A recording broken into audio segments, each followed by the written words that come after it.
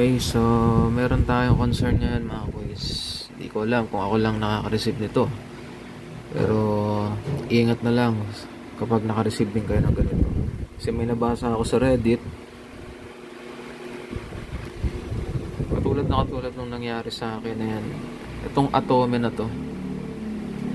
Unang-una sa lahat, wala akong Atome. Hindi rin ako nagre-register dyan sa Atome na yan.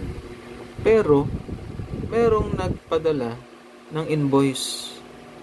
No, at ang pinaka nakakapagtaka, alam nila yung address ko dun sa dati kong bahay. Hindi yung ngayon. Ngayon, may babayaran dun sa invoice na ito. Na kahit hindi naman talaga ako nag-a-atome. Ayan, ewan ko kung atome ba yan talaga. Pero nakapagtaka talaga, alam na alam, pati yung address ko, buong pangalan. Grabe.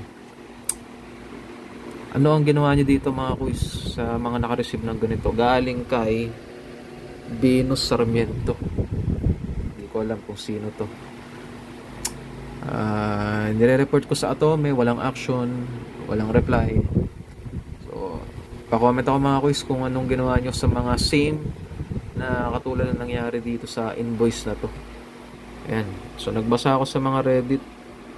Ganito ang mga lumalabas sa mga Atome. Sabi na iba phishing.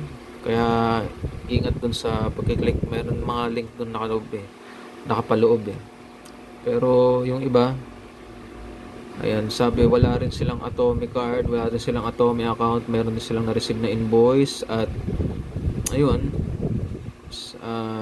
hindi lang ako ang may ganito experience.